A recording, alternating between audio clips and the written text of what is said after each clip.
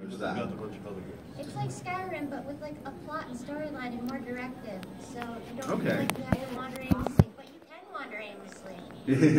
See, after Assassin's Creed came out, you had all these clones of Assassin's Creed or games set in the Middle Ages and whatnot. It's like, hard to tell what's going to stick. I never played Assassin's Creed because I heard that at least the first game, you're just going around and listening. Basically, you run around and you can go from high points to low points, and yeah, you got to sneak and be stealthy. Again, another thing that I just get bored of really fast, so I couldn't get into Metal Gear Solid for that reason. It's like, it looks beautiful. It makes a pretty movie, especially the last couple, or just like, there's like 15 minutes of cutscenes, and then you can pick up the controller, do one thing, and then put it down and think, because now it's movie time again. All right. That's like it's like, we're going a little too far in the cutscene thing. It's like, last I heard this was a game, and we need maybe short scenes of interaction and all that. Yeah. How about games like Heavy Rain? Heavy Rain, I have not played that one. I'm a casual gamer. This is what, because even though I have almost every game system, I don't have a Wii U or a Wii, but I do have 3DS, I got a Switch, I have a Vita. You got a PS4? I have a PS4, I have an Xbox One, but not the newer one with the Ultra HD hard drive and all that. I have a PS4 Pro, so it upscales games in 4K because I have a 4K TV. What else do I have? I have PS3. Do you have a PS2 or 1? Don't have the 1 anymore. My 3DS is like every iteration of the Nintendo handhelds. I would always trade up when the new one came out. And it seems like everyone on the console that I meet is like, I still have my original Game Boy. It's like, wow. It's like, how did you afford these things when they came out? The first portable game system I ever got was a DS, so. And it was a Christmas present. Yeah. And I still have the same one. Of course, I mean, it was last year, but still. Yeah, and I missed out on the Game Boy thing altogether. I didn't get into the the first DS, and then the DS Lite. Yeah. I didn't know that was a thing. 3DS, and then 3DS XL, and then new 3DS XL, and then Switch, which I think is amazing. I love that it's handheld and it's a home console, which I a lot of people are saying like there's still bugs in the. There's still bugs, of course. I mean, and there's not that many games. That's why I haven't gotten it yet, because I got the PS4 when it first came out, right? So because I heard the reason why I got it was because they were like, oh, Kingdom Hearts is gonna be a PS4 exclusive. Mind you, we still haven't got the game. Anyway, and then they were like, oh, there's a new game coming out, Naruto Ultimate Ninja Storm 4, and it's only for PS4. I'm like, yeah, I must get that game. That's a hook, you know. Just like, you know, I'm not console, I'm not brand exclusive, and I know some people are. I'm not gonna poop on other companies' games or systems just because I don't care for them doesn't mean they don't have value. But you know, that's why I have. I mean, I think there's great games on Xbox. That's why I love Gears of War. I love Halo. Forza Motorsport. I mean, that's a great racing game. It's incredible. But more stuff comes on the PS4 that I like. So I have tended in the past to go, okay, who's on my friends list over here? Which version are you getting? Who have both systems, and almost everyone goes, I'm getting the PS4. Like, all right, I'll get the PS4. Hey, do you have any of the like Naruto or DBZ games that I have all the DBZ games, and I have a couple of the Naruto games. Okay, is it like weird to like if you're playing like as Gohan, and is it weird to like? I think it's cool. I get a kick out of it. Have you ever if you're a playable character, especially. Have you ever played like as Kiba in the game? Like I play as Kiba. I play as Ryu. Ryu's my main Street Fighter. It like becomes like a personalized character. Yeah, it's personalized. Like, it is me. It's like, hey, that's me. Soul Calibur 5. I'm a custom voice. So it's like, hey, cool. Yeah, I have. Soul Calibur is actually my favorite fighting game. Raphael is. That's Soul Calibur 2 was my favorite out of that whole series. I had the Xbox version with Spawn. I have 4 and 5. I have 4 and 5, and I haven't gotten rid of my PS3 for it. With Soul Calibur, I was the only person my friend knew that played Zasalamel, and I played him well. Like, Zasalamel was my favorite person to play. Oh, nice. Nice. Yeah, sometimes I wish they would go back to those old school things. Like with all the DBZ games, they've come a long way, graphic-wise and Yeah. gameplay-wise. But I mean, my favorite DBZ game still to this day is still the original Budokai. Even 2 and 3. You know what? My favorite game out of all of them has to be Budokai Tenkaichi 3. Tenkaichi, yeah. Yeah, that was rough. I tried the newer games that came out. Yeah. Except for Xenoverse. I have both Xenoverses. Me too. And the one is like Ultimate Tenkaichi for the PS3, I think it was. Mm-hmm. That game, like, I didn't like the game. I didn't like that game at all. Right. So, and I have all, like, the only reason why I have not gotten rid of my PS3 is because I still have the Naruto. I have all of the Ninja Storms, every single one of them. That's good. That's been a very successful series for Naruto. And they're coming out with 1, 2, and 3, 4 for the PS4. Are they? Okay, like a box set or something? Yeah, but the games in between, like Ultimate Ninja, Evolution and stuff, is not gonna be in the. It's just the Ninja Storm 1, 2, 3, and then they're gonna re-release 4 and put it in the bundle. It's like it's like $79, and my friends are like, "You're crazy! You have the games." I'm like, "Not for the PS4."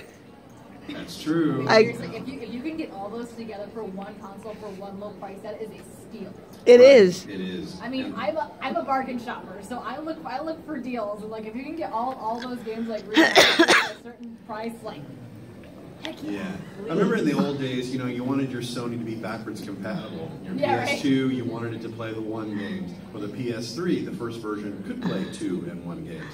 And I got that first version. Yeah. The reason I wanted to get the PS3 was it was the very first, well, Sony is still one of the original backers of the Blu-ray format.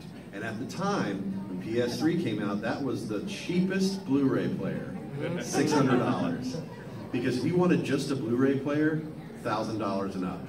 Damn. But hey, PS3 was a Blu-ray player and a gaming console. That's why Blu-ray won. Yeah. If you remember the war between HD DVD and Blu-ray, Yes. you may have been little kids then, but there was that format war for a little while. It's like, who's going to win? And Yeah. just like with VHS and Beta back in the 70s, You know, who determines what wins? The porn industry. like Sadly, yes. It's just a fact. if you were to come back to New York, probably I'll bring, because I have every season of Naruto, like the original Naruto, and then I have every Dragon Ball Z. Now I hear that eventually Viz will put out on Blu-ray. I'm trying to get I don't know if they have like Dragon Ball Z complete on Blu-ray. Do they?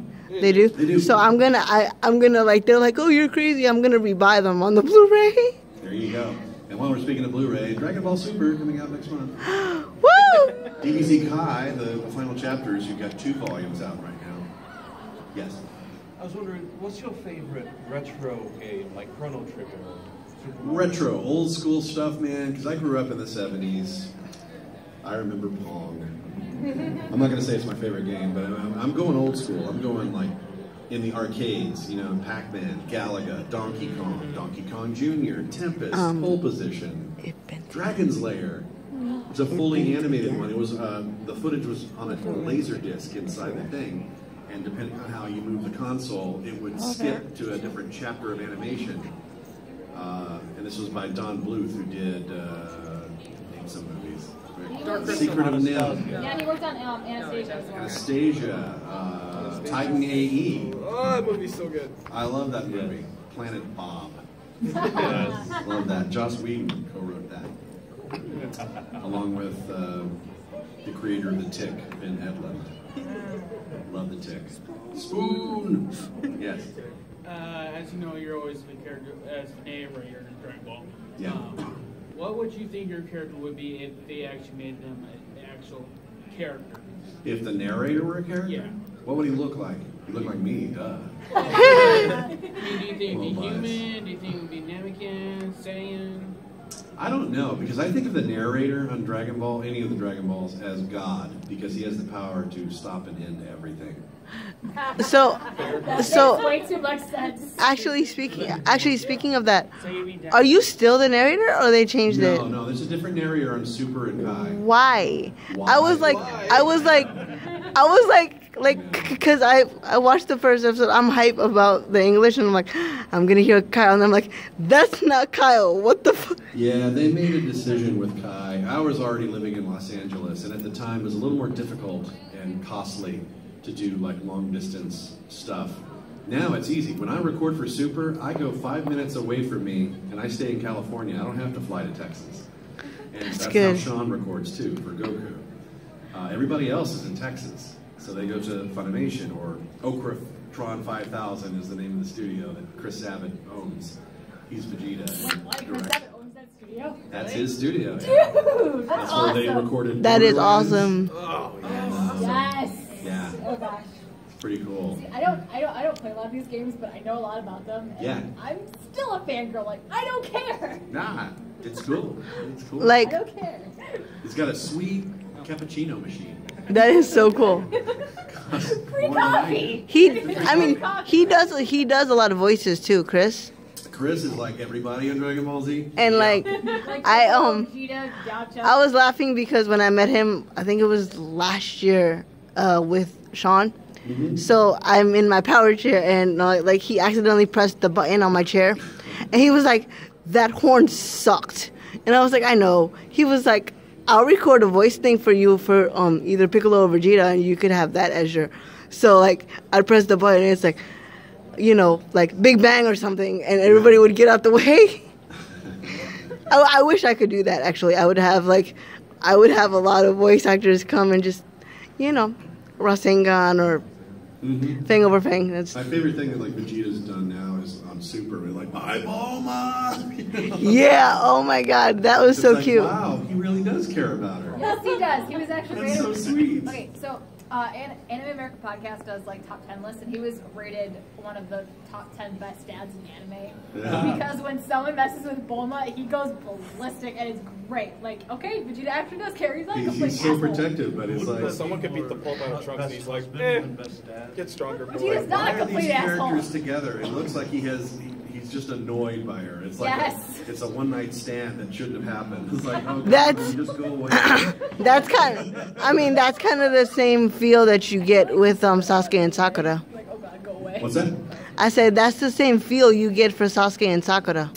Yes. Yeah. Exactly. Okay. Go ahead. First Smash.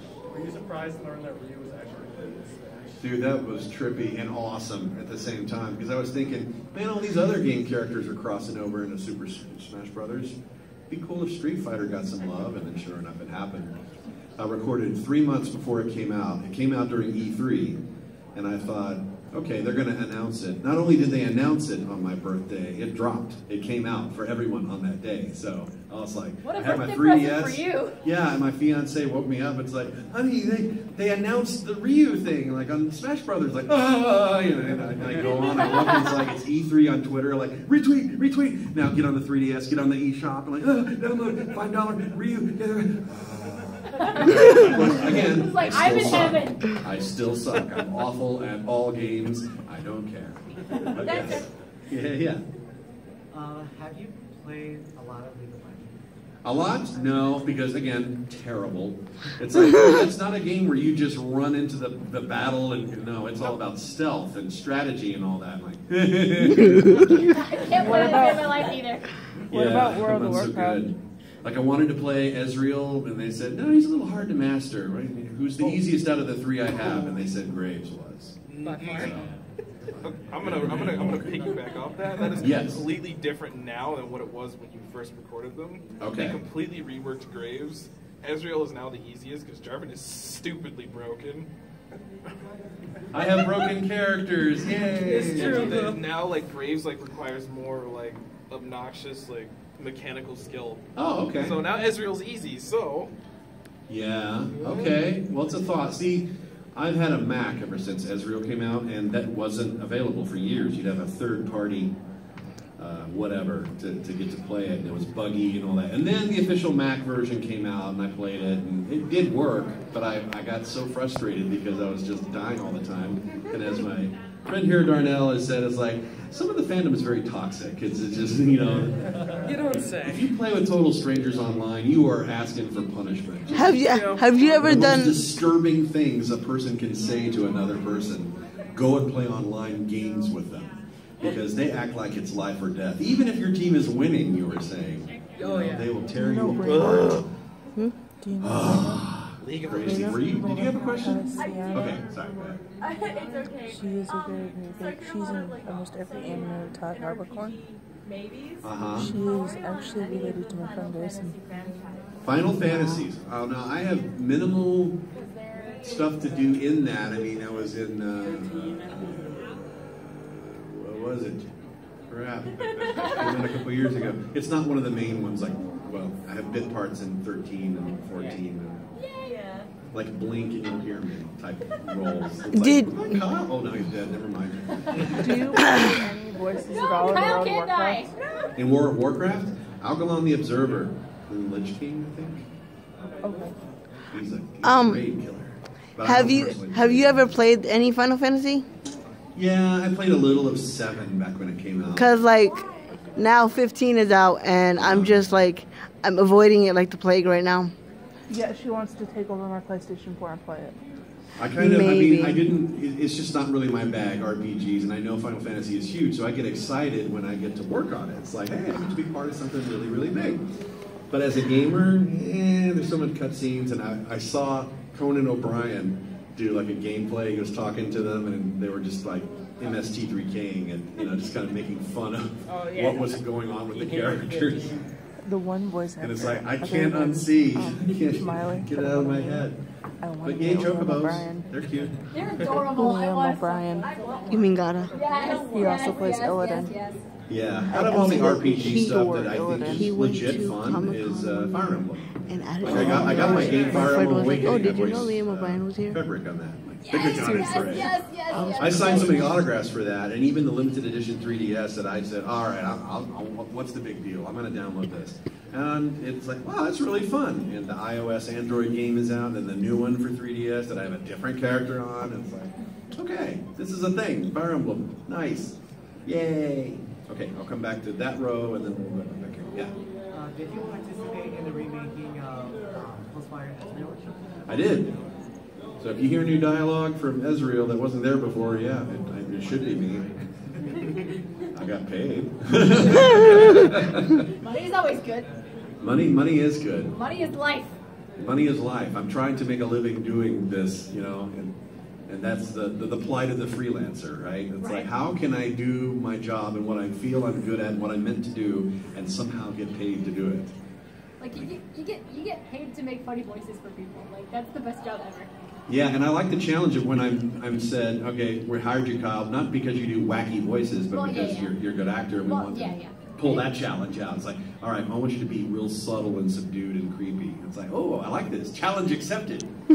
Or just be derpy ox king and like, okay. I love that. Or we saw it in love Natsume because Rohan. Natsume, yes. Brothers conflict. Yes. Okay, so that actually was my question. Okay, so you said you were bad at RPGs and stuff. How does it feel to have played a game developer, despite the fact that you were horrible at games? Well, I am an actor. Well, no, I know. It's like, hi, I'm a doctor. No, I'm not a doctor, but I play one on TV. Yeah, it's like, give me the dialogue. I'll lift it off the page and make something out of it. I do narration for corporate training videos for a company in France, but it's in English. But it's for people who speak French and they're learning English, so I have to speak English slowly. And I feel so dumb.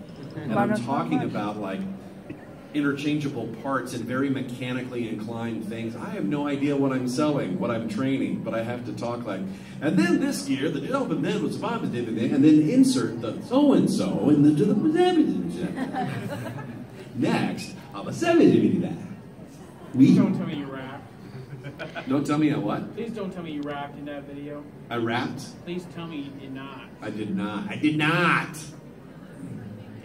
Oh, hi, Mark. I did not. I did not. Crazy. You're tearing me apart. He's tearing me apart. I made him Arnold just because it's fun. just to go into Arnold Schwarzenegger. Yeah. Yes. And finally, have you actually managed to roll Frederick? No. No, wait. No, maybe I have. No, I didn't. Someone screen capped it and sent it to me. It's like, hey, look what I got today. Like, ooh, click, retweet. Yeah, it's like, no, I haven't got my own guy. You will. Maybe one day. You will, in time. I have gotta faith. keep playing it. Yeah. I have faith. Yeah. Okay. I was gonna ask you, like, cause I've met Johnny Ambash, and as maybe some of you know, that he originally was the second Black Ranger in Power Rangers. Yeah. So I kind of asked him, like, what was your, like, transition? So I kind of want to know, how did you get started with voice acting and stuff? How do you get started with voice acting? See, everybody's story is different, and that's what we stress to people, is how each path is individual. Like, if you did exactly the way I did it, it wouldn't necessarily have the same results. Yeah. And I grew up wanting to be a disc jockey on the radio, and I got to do that. I got a broadcast degree. And then while I was working in radio, I heard about auditions for Dragon Ball Z, which I was already a fan of. And it happened to be while I was in Dallas. And some station co-workers said, hey, we're taking a tour of Funimation and they have open auditions. You should give them a call. I was like, yes, because they knew how badly I wanted to work in animation voiceover. So that was back in 2000. So I transitioned. I did not come from the stage. A lot of people do, like J. Michael Tatum and David Benson. They have a strong theater background. And I kind of wish I could go back in time and do that and have the thrill of the, I mean, there's something that I think any theatrical actor or anyone who's been in plays in their school will tell you, the rush of the audience reacting to you performing, and same for musicians. You know, to get that rush, it's like it's really hard to put into words. And you don't necessarily get that instant feedback with voiceover. You get like, okay, great, moving on. You know, and then it comes out into the world months later. It's like a delayed reaction. So the fans start tweeting on social media, and then you see them at the cons. It's like, oh my God, your performance was amazing. It's like, it's kind of like getting the feedback of on stage and people. But I'm so glad to do voice acting instead, because I struggle with memorizing dialogue. You have to be able to do that if you're on camera or if you're on stage. Voiceover, your script's in front of you all the time. You don't have to memorize it. And it doesn't matter what you look like. That's huge. I love that. It's very freeing that people, like, I'm 48 years old, but I'm voicing people half my age or younger. It's like, oh, you're a teenager with a mortgage. Yeah, basically. I never said I sounded convincing, but, you know, hey, they hired me, so I will take it. And you make it sound good. So. If they're happy, that's my job. My job is done. Not to please myself, but I have to do what I'm directed to do. And I ended up doing it backwards. I trained once I started doing anime dubs, then I started taking improv classes and acting training and voice coaches and stuff. And I wish I had done it the other way around. So my advice is absolutely train and get your experience first. Whether it's on stage, on camera, something, it's all valid, because voice acting is just another form of acting. It's not, oh, I do impressions, so I should be a voice actor. Or I have a nice voice, so I should be a voice actor. Yeah, those are nice traits to have, but can you act? Can you give a performance? Can you, you know, and then these are all questions that get answered over the course of time, you know? Do you take one class and suddenly you're deemed a voice actor? No, it doesn't happen that way. Does it happen to some people? Yeah, there's some, like, really, really rare circumstances where some people came out of nowhere and suddenly they're working all the time. That is not always the case. So don't misunderstand, or don't think that, you know, luck is just going to fall into your lap, and, you know, once you take a class, suddenly you're going to audition and be a rock star. Your motivations to do anything in life should not be for fame or fortune. You're to be happy in your soul and to be happy, seek something that makes you happy. Seek something that you can make a living with, and not, you don't have to live in a mansion and drive a Tesla and all that stuff. I don't, God knows that. I live in an apartment. I got bills, I got drama just like everyone else. I just happen to have a really cool job that I have busted my butt for many years because I fought and I believed in doing this because I want it. And whatever that is to you, whatever your personal calling is career-wise, follow that path and stick to it. Take all the failures or what you perceive as failures and learn from them and take things to the next level. And hopefully it will garner positive results, because attitude is absolutely important. Having believing in yourself, confidence is absolutely important. Talent, raw talent, yeah, you got to have that. You got to have some skill. But raw talent, you're not going to survive and make a career out of. You have to train. Like, yeah, there's tons of artists out there that have never taken an art class, and they're like, oh my God, I wish I could do what they do.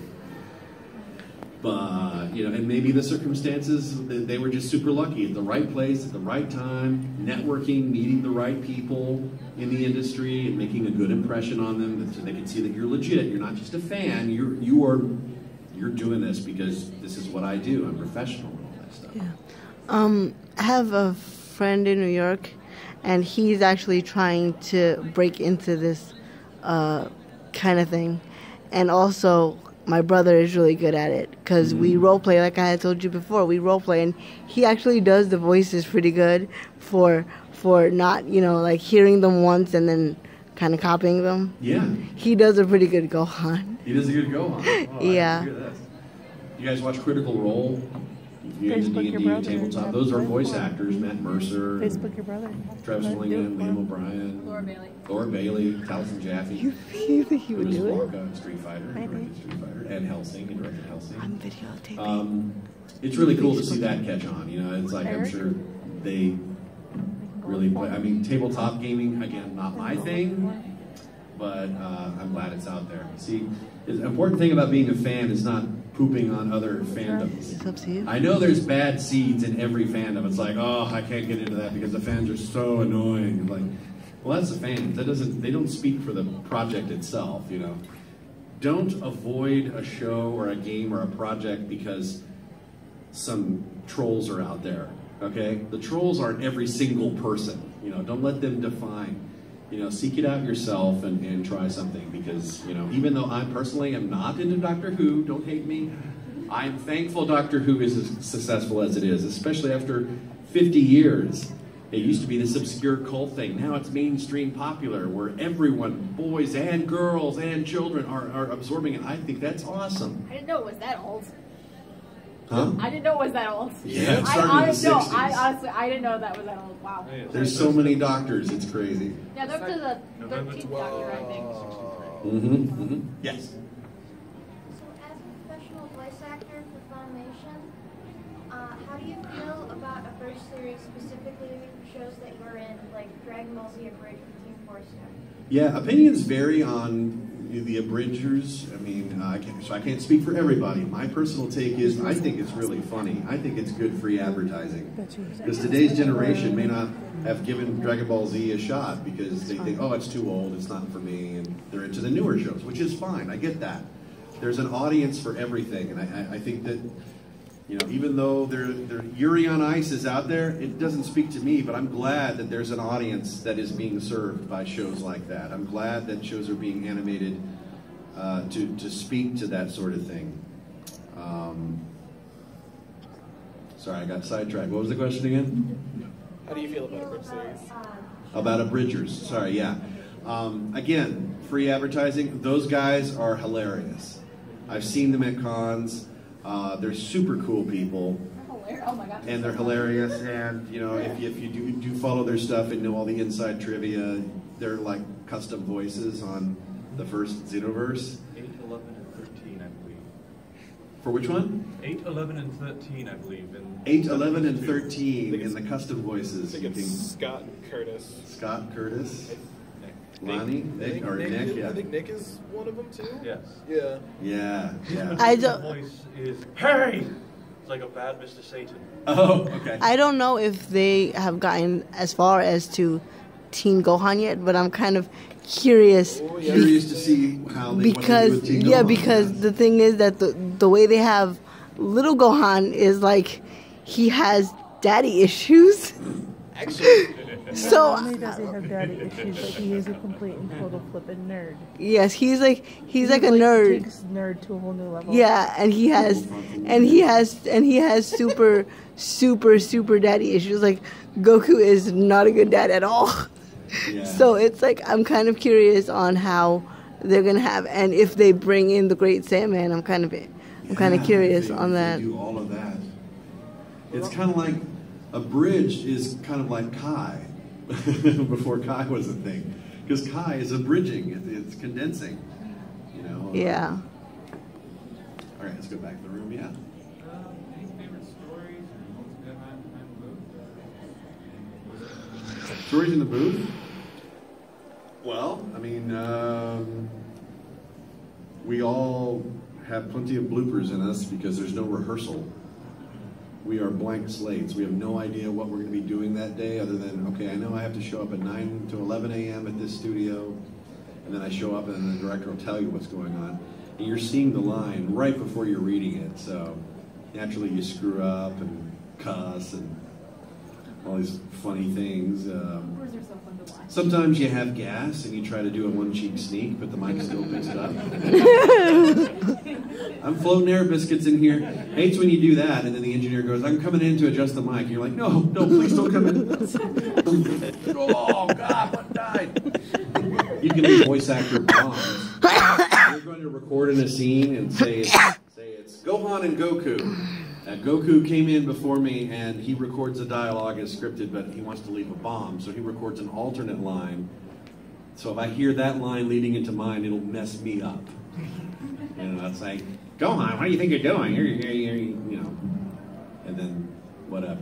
So those happen all the time. Tons of audio blackmail, tons. The hard drives are full of classic blunders and everything. The fans love the bloopers and outtakes. We love it too. The problem is they don't put it on every DVD. I wish they did, because that's like the best feature.